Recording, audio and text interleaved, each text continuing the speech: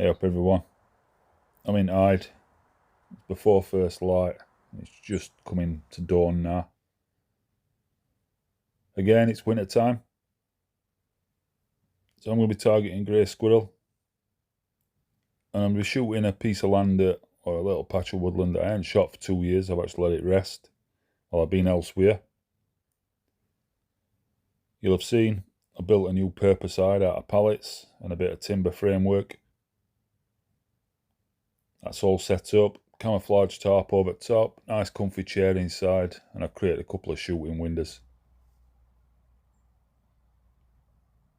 It's big enough for 2 people inside this hide, but it's nice and spacious, nice and comfy for me. Got enough room to move around, stretch my legs and that kind of thing. I was there really early, so I had a good half an hour to sit there in it dark. And then it probably took squirrels about an hour to actually come to the feeder, first one.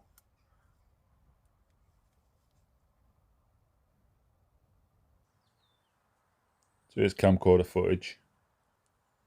Unfortunately, I've had a bit of an issue with camcorder on this morning. I'd put a different SD card in, so it was like starting to record and then it was like cutting out. I didn't realise until a little bit later in the session, but luckily I got my camcorder bag with me, so I swapped SD card and everything went back to normal. So what I usually do is I get a camcorder on it, I track squirrels' movements, I get my rifle up, get ready, start tracking it with scope and rifle. I usually switch obviously to 4K when I'm about to take a shot.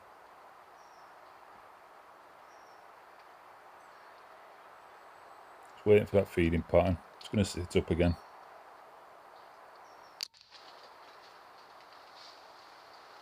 I'm happy with that first shot. It's always nice to get first one on the ground. Nice clean kill. Usual thrashing about. I've explained that a million times, I don't need to explain it again.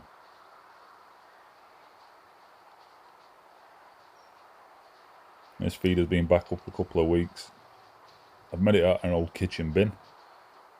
It's really easy to do actually. It's got like a plastic insert, a metal outer casing. So I'm not going to have any trouble about having to repaint it or squirrels trying to chew it. And here it is in slow motion. A little bit closer up so you can see shot placement.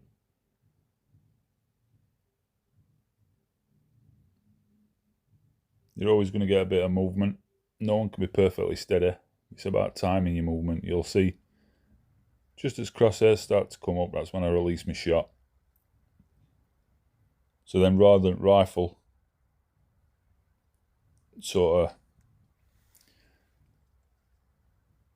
dictating to you that, there's movement, you can use that little bit of movement to your advantage.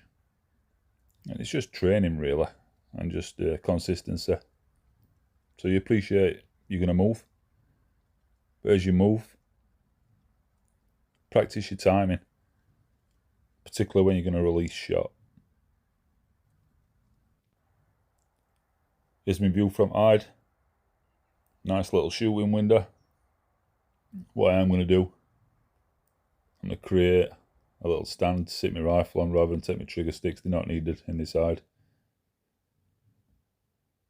In a UK woodland, you like to see all manner of critters, brown rats. And this particular wood, at bottom end away from where I am, has a rookery in it. I get odd rook come to feeder in the middle of winter when food's scarce. So they are a target species, and they will get shot if they do make an appearance. After another little bit of a wait, I see some more movement. And at this point I have noticed that my camcorder's cutting out, but I haven't quite worked out why. But camcorder's on, squirrel starts coming down a tree. I'm sure this one gives me a bit of a run around. The camcorder were cutting out after about 20 seconds or so. So it goes onto the feeder. Then it goes back down to the ground. So I have to be patient. And I've left this next little bit of footage in because I think it's about 2 minutes long and you'll see me tracking squirrel through scope. It's gone to ground. You can see other squirrel there just underneath it. You can just see that flash of grey.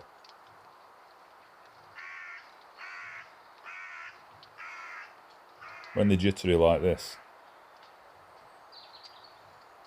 you know, you've just got to be patient. I tend to track them because they're not likely to go on feeder. You know, you could be willing to sort of take a shot anywhere. What I did notice about this squirrel is it got both ears missing. If you have a close look, you'll see they both look particularly like a white colour. I spoke to a few people and they reckon obviously it could be fighting, territorial fighting, but also sort of an over adventurous mother when they're young, these squirrels and the kits, when they're cleaning young, they can sometimes nibble ears off. And I'd probably say that's what's happened with this one because both ears are missing. You can just see tufts of white now.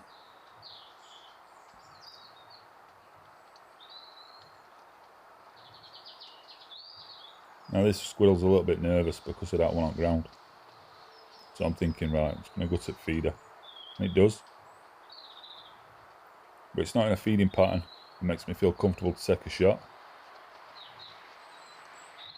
Then it goes and sits in the lee of this tree. It's still long enough. And that prevents me with a shot. And that's number 2 on ground. That's why it's worthwhile tracking. Don't just expect them to come and sit on feeder.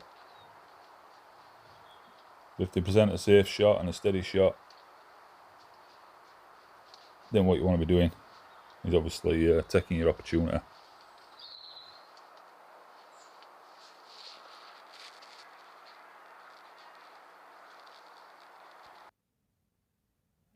So you can see them ears now missing.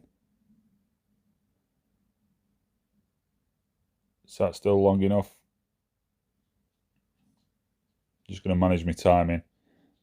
I'll release my shot when I'm ready. There you go. Another nice clean kill. Another squirrel going on for the table.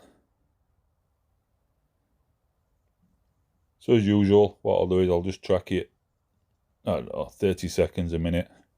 Just look at his reaction. Is it what I'd expect to be normal?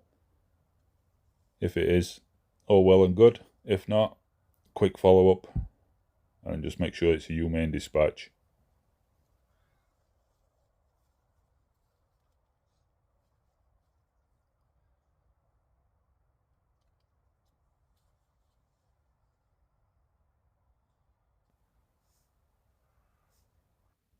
There's that second one. As you can see, come to rest as usual. Here's my camcorder. Thankfully at this point, I've realised, swap SD card out, then everything's back to normal.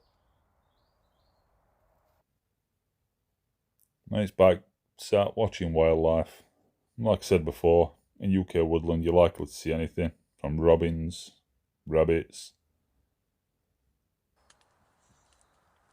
I can hear a bit of chattering.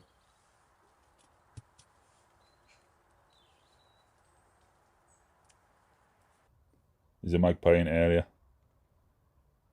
Obviously it's interested in them 2 greys that are on ground. That's what I like about this spot, it always attracts a magpie or 2. So if it's a bit quiet on squirrels, there's always an opportunity on a magpie or 2.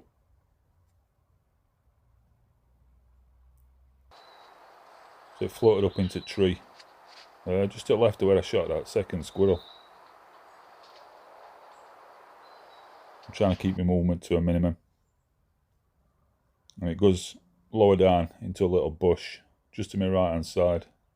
I've got plenty of room to manoeuvre around, so I'll track it down.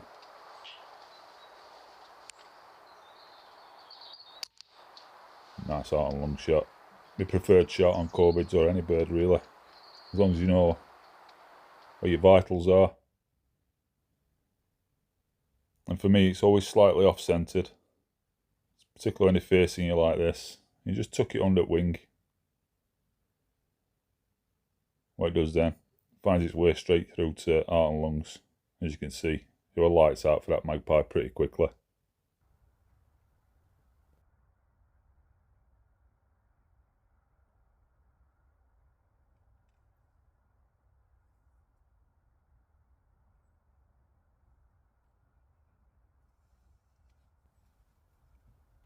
So let's get settled back down. Let's get ready, see if there's any more visitors. I made a bit of a mistake on this morning. I got there, went to get my jacket out of the boot of the car and I forgot it. Luckily for me, it was pretty mild. So I got away with it on this particular morning, but a note to self really. Don't forget your jacket in middle of winter because you won't last very long.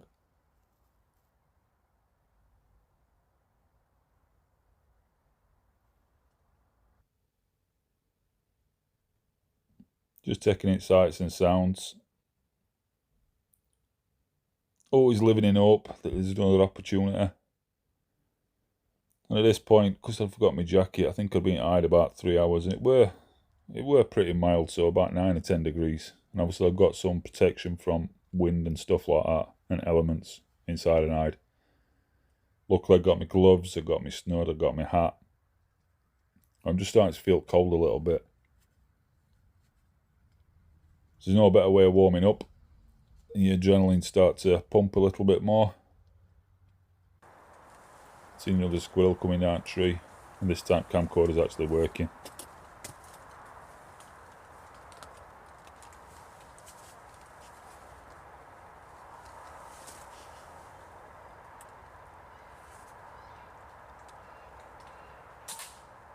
It's only a youngster, that one. Probably one of this year's young, early young. It is from Etienne's point of view.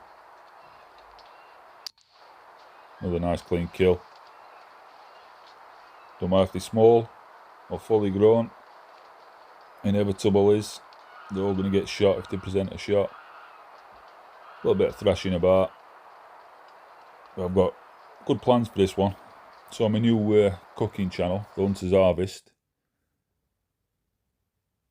I'm going to cook this one up whole. It's nice and tender. So I'll flash fry it, I think.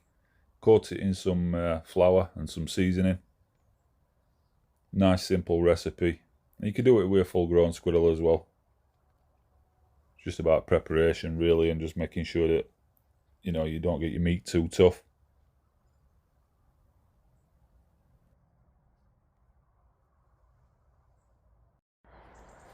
Well, let's go and have a little look. Magpie landed there. Shot out that bush there, I think.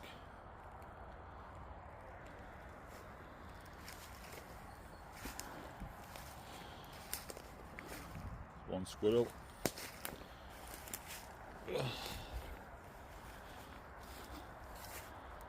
A couple of squirrels down there. Feed's looking good. Little look. Oh, it's still topped off that. That means they've only just found it. That's good. It's a good bonus really. That means that there's plenty of food in there. Got 3 squirrels. That means there's plenty more to come. I've got my hide set up there. So I'm back in cabin. There's my tally for today. 3 squirrels and a magpie. I'm happy with that. Here's a little bit closer look at that squirrel with its ears missing. You can see there. Now if you do want to see this cooked up, come on over to the Hunter's Harvest. I'll put a link in video description so it makes it easier for you to find. I'd appreciate your support while I get that channel up and running. As ever, thanks for watching. I'll see you next one.